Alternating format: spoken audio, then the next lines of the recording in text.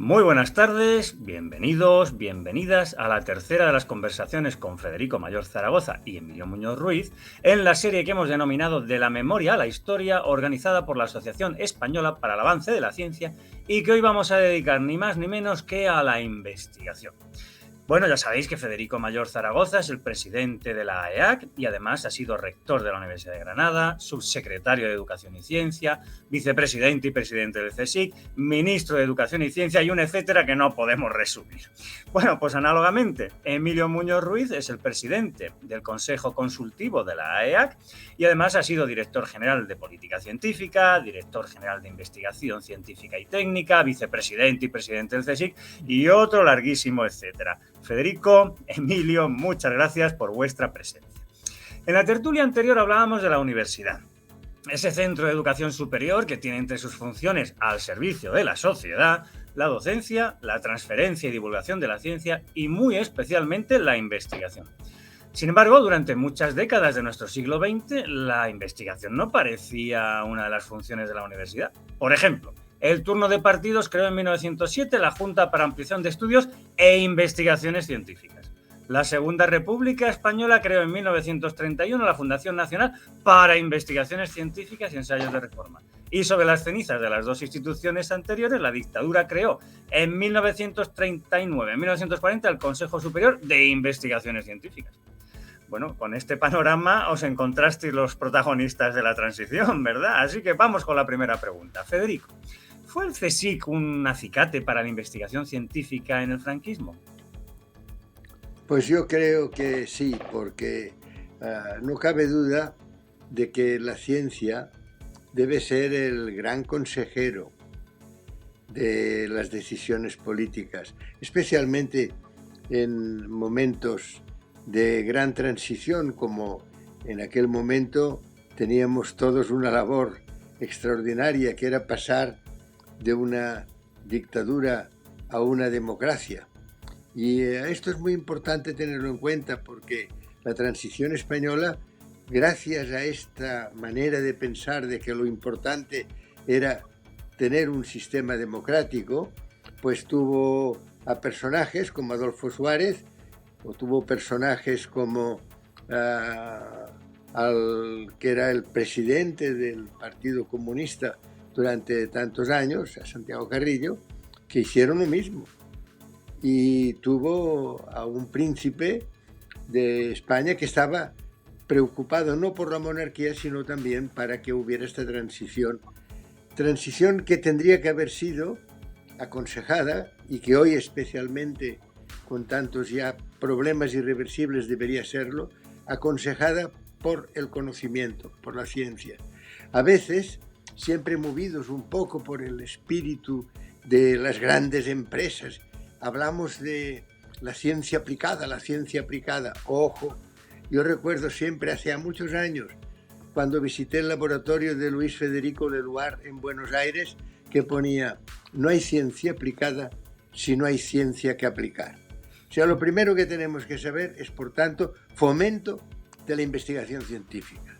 Y después, atender lo que nos dicen los científicos para, nunca sometidos al poder, pero sí junto al poder, poder hacer las decisiones, adoptar las decisiones que sean realmente adecuadas y pertinentes. Ya saben que en 1956, ya lo dije, en 1969, bueno, cuando nos propusieron, en una situación en que España estaba, había grandes problemas de comportamiento ciudadano, pues nos propusieron que se celebrara en España la reunión de la Sociedad Española de Bioquímica y de la FEPS, perdón, de la Federación Europea. Y se celebró contra viento y marea. Y hay que decir que tuvo un gran impacto mediático y que tuvo una resonancia, no solo nacional, sino internacional, y una asistencia muy buena. Personalmente, ya lo he dicho, yo he tenido la posibilidad de trabajar en aquella época en el laboratorio del profesor Krebs en Oxford, y después en empezar toda una serie de actividades relacionadas con las metabolopatías congénitas que derivaron en la prueba del talón, etcétera, etcétera. Yo lo que quiero destacar a este respecto es que en la transición se abrieron muchas ventanas a la investigación científica y que realmente fueron más unidas a las trayectorias personales de unos personajes que también algunos ya los hemos mencionado, pero las trayectorias personales que a una política científica, esto es verdad. Pero también es cierto que lo que más nos interesa en estos momentos es pensar en que sin aquel Consejo Superior de Investigaciones Científicas, sobre todo, y lo digo con total imparcialidad, sobre todo con presidentes como Emilio Muñoz, pues sí, hay que decir que en conjunto el Consejo Superior de Investigaciones Científicas favoreció el desarrollo de la investigación científica en España. Bueno, pues parece que por alusiones hay que entrar, Emilio. ¿Cómo inicias tu actividad investigadora en este panorama español que ha descrito Federico? Bueno, yo la tengo que iniciar con el doctorado, creo. Para eso, yo había estudiado en la Facultad de Farmacia, de allí pues hasta tuve la amable oferta de que si me quería quedar en bioquímica, pero yo prefería la investigación a la docencia y también me había surgido la posibilidad de ir a trabajar al CSIC porque había llegado una persona promovida por Alvareda, Julio Rodríguez Villanueva, que había regresado de Cambridge y que se había instalado en el Centro de Investigaciones Biológicas, entonces en un instituto, porque solo había dos, Instituto Cajal, Instituto Ferran. Bueno, esto fue la decisión y debo decir que siempre conté, a pesar de que podíamos tener diferencias, bastantes cosas, con un enorme respeto y reconocimiento por parte de Julio y también por parte de la persona que era su más eficiente colaborador o colaboradora, que era su mujer Isabel García Hacha, una gran investigadora que estuvo siempre detrás de su marido. Eran los tiempos, sería así, pero bueno, yo considero que, y lo diría quizá, y no hago demagogia, que era mejor investigadora Isabel que Julio. Julio era un excelente gestor y un excelente promotor, como luego se demostró. Bueno, como contaba con esa circunstancia, lo que hice fue que pude tomar ya independencia. Es decir, me pude formar como investigador, vamos, arrojándome en el sentido de que yo había sido el primero que había llegado al laboratorio de Julio, que se acababa de incorporar, y él había ofrecido dos líneas, una que era investigar organismos que se aislaran de los suelos españoles para detectar enzimas líticos y otra línea para detectar antibióticos. Yo opté en un momento por los antibióticos porque un gran amigo mío, José Luis Cánovas, le gustaba más la bioquímica y él decidió ir con Julio, pero para eso le dejé esa línea. Pero pronto llegó Manuel Losada, luego hablaré de él, y José Luis se fue con Manuel Losada y yo fui en realidad el 1 de julio. Y lo que decidí es que tenía que descubrir, y el CIB sí ofrecía ya entonces eso, buscar mucho qué era lo que internacionalmente funcionaba en este aspecto, y me di cuenta de que tenía modelos internacionales que quise repetir en el laboratorio de Julio. Y bueno, ahí empecé a detectar ya las deficiencias de nuestro sistema. Gracias a que se incorporó también a ese laboratorio, que bueno, empezaba con mucha efervescencia y posibilidades, una investigadora francesa que gracias a la vía morganática, porque se había casado con un español, pues se integró en ese laboratorio. Y esta persona fue la que realmente me ayudó a que yo pudiera terminar una tesis que sorprendentemente tuvo muchísimo reconocimiento en España. Recuerdo que Julio estaba muy contento con ella y se organizó la reunión de la Sociedad Española de Microbiología y me ofreció que fuera casi un presentador de lujo, pero que yo sabía que no podía publicar internacionalmente. Porque yo no teníamos, a pesar de ser el centro de investigaciones biológicas moderno, brillante, no había colectores de fracciones. Eso en separación de enzimas es decisivo. Yo lo que hacía es que pasaba una gradilla con un cronómetro que tenía que hacer las reacciones gracias a Monique, pues esencialmente pues, utilizando un procedimiento bastante primitivo, pero que podíamos hacer, porque sí se podía. Total, esto me llevó a que descubrí dos cosas. Una, que lo internacional era fundamental, por si tenía dudas. La segunda, que uno podía decidir si publicaba o no, porque había aprendido esto. Y la tercera cosa, que no andaba desencaminado para lo que probablemente quería yo hacer después. En cualquier caso, una mención de nuevo a lo que ya ha hecho Federico, a la Sociedad Española de Bioquímica, que ahora es Bioquímica y Biología Molecular, porque fue una asociación absolutamente fundamental para el desarrollo de la ciencia biológica en España, y la conmemoración de este evento de la Fundación de la Federación Europea de Sociedades de Bioquímica fue prácticamente la apertura de la ciencia al mundo internacional de nuevo. Bueno, pues volvemos entonces con Federico. Federico, habías dejado tus recuerdos al comienzo de la transición. ¿Qué sucedió más adelante? Pues más adelante sucedió que ya tuvo un respaldo de una serie de instituciones que ayudaban al fomento de la investigación científica. Yo creo que había, y sigue habiendo, dos grandes prioridades: las enfermedades mentales y las enfermedades oncológicas.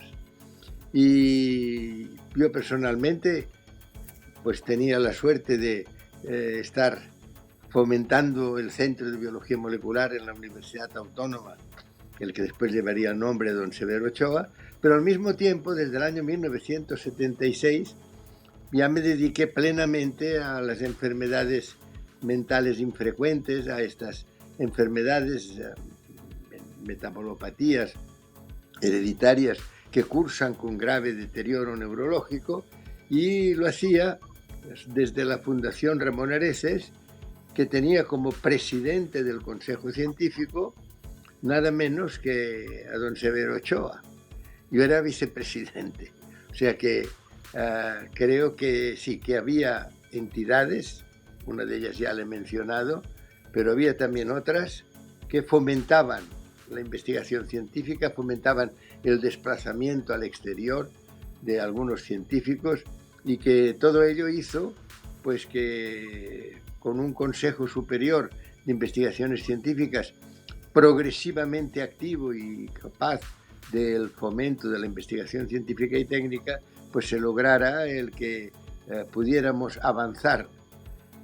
Lo que pasa es que nos faltaba mucho y nos sigue faltando mucho, porque ha habido momentos después, ha habido momentos como la época de José Luis Rodríguez Zapatero, en que se ha destinado a la investigación científica importantes cantidades, mientras que en otros momentos, y ahora es de nuevo el caso, tenemos que pensar en que no puede haber un desarrollo importante, no puede haber una acción importante en la puesta en práctica de los objetivos de desarrollo sostenible, no puede haber una aplicación de la Agenda 2030 si no hay un potente motor científico que lo hace posible.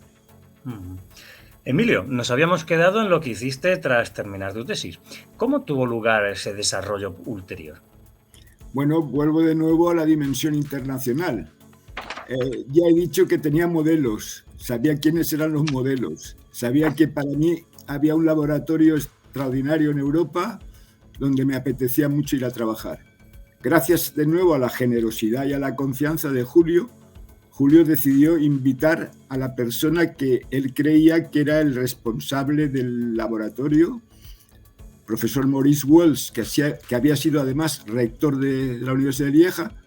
Maurice Wells vino, quiero decir, generosidad de Julio a expuertas, vino y explicó que él no llevaba directamente las investigaciones sobre el tema de los enzimas líticos, sino que era un profesor asociado suyo, que además acababa de recibir una ayuda muy importante del Departamento de Agricultura de los Estados Unidos. Bueno, eso me permitió ir allí en una situación que me ofrecían salario muy superior a los que se recibían en España, me ofrecían oportunidad simplemente sin ningún paper, resultado de entrevistas, y que llevó a que yo, que tenía novia, le dije a mi mujer: me voy primero a Lieja, pero creo que podemos casarnos y emprenderemos la aventura. Esa aventura yo la he referido luego como una especie de viaje circular, Madrid, Lieja, Nueva York, Madrid, porque Lieja fue un periodo absolutamente impresionante en todos los sentidos y me llevó a la posibilidad de cambiar y hacer una nueva estancia postdoctoral, en la que de nuevo me encontré con la generosidad de otra persona como Jean-Marie Guissen, la persona que dirigía estas actividades, y me dijo: ¿tú quieres seguir trabajando con esta línea que llevo, estructura de la pared celular de las bacterias? Y le dije: no, Jean-Marie, yo no voy a competir contigo nunca. Me apetece mucho más ir a profundizar un poquito y a estudiar membranas. Teníamos la posibilidad, porque había un común amigo, que por cierto, tanto Jean-Marie Guissen como Salton, que es la persona a la que yo fui en el laboratorio de Nueva York, participaron en este evento de la Federación Europea de Sociedades, precisamente porque todo lo que estuvimos haciendo fue conseguir que ellos, que habían recibido presiones para no venir a España, vinieran.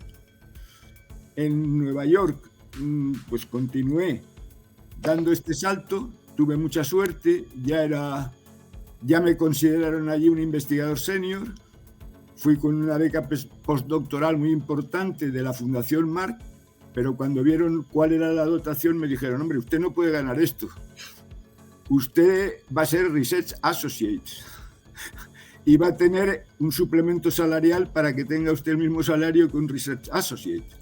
Bueno, pues esto fue la cuestión. Allí, como tenía independencia, Milton Salton puso a mi disposición 2 auxiliares.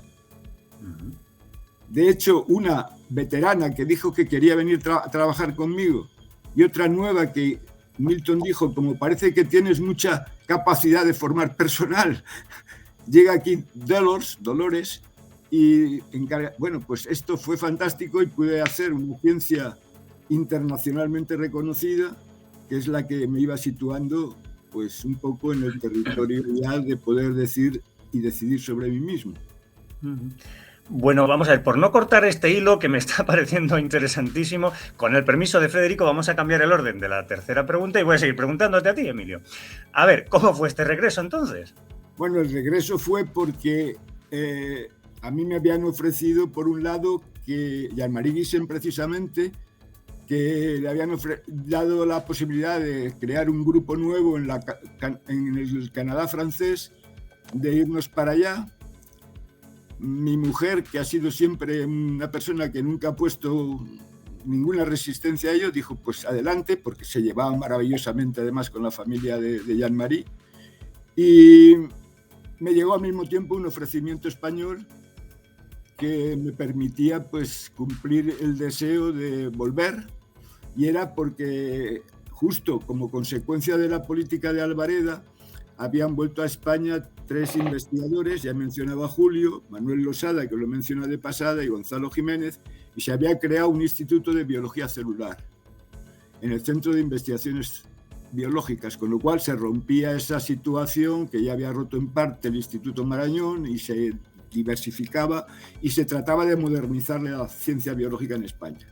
Bueno, pues Julio Rodríguez y Manuel Losada sacaron cátedras pronto, y lo que ocurrió fue que hubo una reorganización en el Instituto de Biología Celular.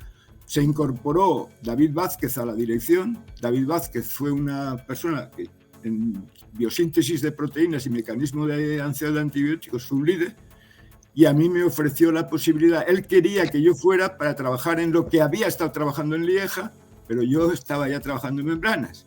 Y entonces, a pesar de todo, mantuvo el ofrecimiento y yo desarrollé una sección nueva que se llamó Bioquímica de Membranas, bueno, en la que pude iniciar pues una actividad que esta vez, como me había traído yo la línea de Nueva York, no tenía ningún reproche que hacer, sino al contrario. Los trabajos sobre las nanomáquinas, que son las ATPasas, pues era una línea mía y se pudo desarrollar esta cuestión. ¿Qué pude detectar? Pues de nuevo los problemas, los déficits, las cuestiones, pero ya entonces teníamos una situación bastante mejor.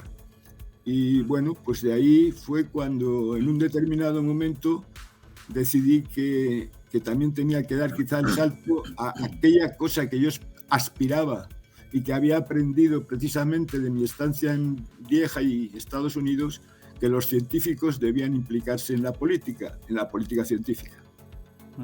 Bueno, pues volvemos con Federico. Federico, separar la investigación de la legislación que la fomente no parece que tenga mucho sentido, ¿verdad? ¿Qué principales aspectos debería abordar hoy una ley para el fomento de la ciencia? Bueno, hay dos aspectos fundamentales. Uno, qué temas son especialmente relevantes. Y yo creo que los temas fundamentales son los que tienen que ver con la salud, con la nutrición, grandes problemas de la humanidad, de esta humanidad de 8.000 millones de seres humanos que tenemos ya en estos momentos. Y en cuanto a la financiación, pues además de la aplicación ya lo he dicho antes, de la resolución sobre la Agenda 2030, que es fundamental, porque no nos engañemos, y esto lo tenemos que subrayar en estos momentos los científicos, estamos ante amenazas globales irreversibles. Es decir, el Ártico ya no se va a volver a congelar y por tanto tenemos que ser, tanto en este aspecto como en todos aquellos que conlleven la posibilidad de irreversibilidad, especialmente eficientes. Esto en cuanto a los temas. En cuanto a la financiación, ya he mencionado la época de José Luis Rodríguez Zapatero, pero quiero añadir, porque es muy importante, el que se investigue y que se haga además en profundidad y con un gran intercambio y una gran rapidez, ahora que se puede también telemáticamente, a escala europea. El fomento de la investigación en Europa es esencial.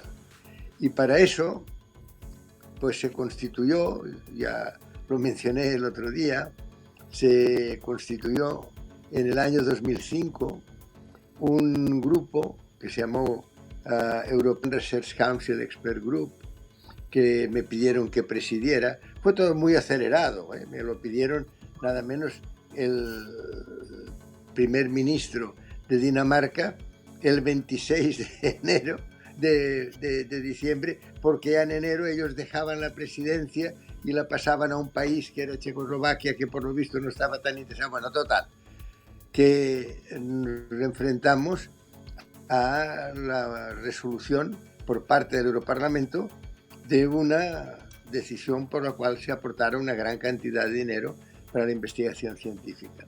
Y esto se hizo posible porque solicité a todos los países, a los 27 países de la Unión Europea, que pasaran a la comunidad científica una nota diciendo: si usted realmente cree que esto puede ser y que hay que financiar, hay que confederarse y hay que firmar esta petición para que seamos realmente la comunidad científica europea la que solicita al Europarlamento esta gran cantidad. Y así se hizo. En 6 meses se constituyó en España la COSCE y otras confederaciones en el resto de Europa, de tal manera que al cabo de unos meses pues ya nos dirigimos al Europarlamento diciendo: aquí tienen ustedes, en nombre de más de 400.000 investigadores e investigadoras de la Unión Europea, esta solicitud. Y se lograron 1.500 millones de euros al año para el European Research Council, que desde el año 2007, se saben que va por cada 7 años, ¿verdad? Bueno, pues desde el año 2007 ya se vienen percibiendo estas cantidades que son importantes para la investigación científica. Bueno, la verdad es que podréis estar hablando durante horas, pero vamos a ir cerrando esta tercera conversación de la memoria a la historia que hemos dedicado a la investigación. Federico, ¿qué nos vas a regalar como reflexión final? Pues que tenemos que ser en estos momentos capaces de poner en práctica la primera frase de la Carta de las Naciones Unidas, que dice: nosotros los pueblos hemos resuelto evitar a las generaciones venideras el horror de la guerra, el horror del hambre, el horror de la pobreza extrema. Ahora ha llegado el momento. Hasta ahora esto no era posible porque la inmensa, a mí me gusta mucho recordar esto, el 90% de la humanidad hace tan solo 25 y 30 años nacía, vivía y moría en unos kilómetros cuadrados y no tenía ninguna posibilidad de expresarse ni de manifestar su punto de vista, pero en este aspecto las cosas han cambiado. Lo más importante que yo creo que se ha logrado en los últimos años ha sido el reconocimiento de la igual dignidad de todos los seres humanos. La igual dignidad. Estábamos siempre en la transición, estábamos siempre en un dominio absoluto masculino. Ahora ya progresivamente, todavía falta terreno, pero progresivamente la discriminación por razón de género, por razón de sensibilidad sexual, por razón de ideología, por razón de creencia, por razón de etnia, está desapareciendo. Ya somos iguales. Ahora ya podemos decir sí, nosotros los pueblos. Y ahora además ya nos podemos expresar gracias precisamente a la tecnología que ahora estamos utilizando en este programa. Por tanto, ya tenemos voz, ya somos nosotros los pueblos quienes podemos actuar. Ahora ya no podemos ser espectadores. Ahora ya no podemos decir si vis pacem para bellum, si quieres la paz, prepara la guerra. Ahora tenemos que decir, si quieres la paz, prepara la palabra. Si quieres la paz, prepara la ciencia. Si quieres la paz, en lugar de tener una seguridad, como ahora, una seguridad estrictamente territorial, con grandes bombas, unos grandes para proteger los territorios. ¿Y la gente que vive en estos territorios? Pues precisamente esta seguridad humana es la que preconiza el presidente de la World Academy of Art and Science, Gary Jacobs. Yo creo que en estos momentos merece que nos unamos todos diciendo sí, queremos que haya esta seguridad y todo lo que sea de la investigación científica para que todo esto se encauce debidamente, porque necesitamos, como decía, con mucha urgencia, porque estamos ante fenómenos irreversibles, necesitamos reconducir de una manera apropiada las presentes tendencias. Bueno, Emilio, pues te corresponde a ti cerrar con tu reflexión. Bueno, cerrar volviendo de nuevo a la modestia de la zona española. Después de esta maravillosa presentación que ha hecho Federico de la cuestión geoestratégica de la investigación, pues yo la reflexión final se circunscribe a cómo aterricé en esto que ya había comentado anteriormente de la política científica. Bueno, un reglamento en los primeros tiempos de la transición democrático en el CSIC llevó a la posibilidad de crear una comisión asesora que se llamaba Comisión Científica, para la que había que presentarse, jugábamos ya a la democracia o nos implicábamos en la democracia y había que presentarse como candidatos para formar parte de esta comisión. Yo di el paso adelante, nos presentábamos por ámbitos. Cada ámbito del CSIC, que había 8, más o menos, si no recuerdo mal, pues era el de biología y biomedicina, por él me presenté, fui elegido y esa comisión científica tuvo que enfrentarse a una situación muy crítica del Consejo Superior de Investigaciones Científicas. Tanto es así que ya mencionaba yo el otro día el Ministerio de Universidades e Investigación. Afortunadamente, este ministerio estaba existiendo. Alejandro Nieto, al que mencioné, pudo llegar a la presidencia del CSIC porque desde los dos representantes de la Comisión Científica por el ámbito de Biología y Biomedicina apostamos por Alejandro Nieto para que pudiera sacar adelante al CSIC. Creo que Alejandro Nieto, un catedrático de Derecho Administrativo, ha sido uno de el mejor para mí, presidente del Consejo Superior de Investigaciones Científicas. Se empeñó en que fuera vicepresidente y yo, bueno, pues como había dado también pasos que uno tenía que estar en un partido político porque si no era difícil, me había adscrito a la socialdemocracia española y bueno, pues nació una dirección del CSIC un poco híbrida, con una presidencia de Alejandro Nieto, más o menos propuesto por el Ministerio de Universidades de Investigación, una vicepresidenta, Teresa María Mendizábal, que también procedía del partido que estaba en el gobierno,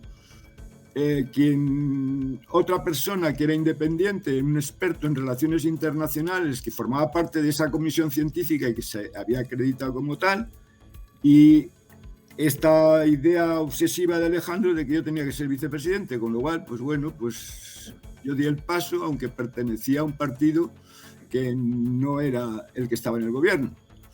Y bueno, pues ahí fue lo que he podido empezar a hacer para todos luego los puestos que haya tenido en España y también en Europa, donde uno también ha podido disfrutar de las iniciativas. Yo ya no pude disfrutar de la iniciativa del ERC, pero sí de algunas previas, porque el hecho de ser director de política científica me llevaba a formar parte del comité que asesoraba a la Comisión Europea, CREST.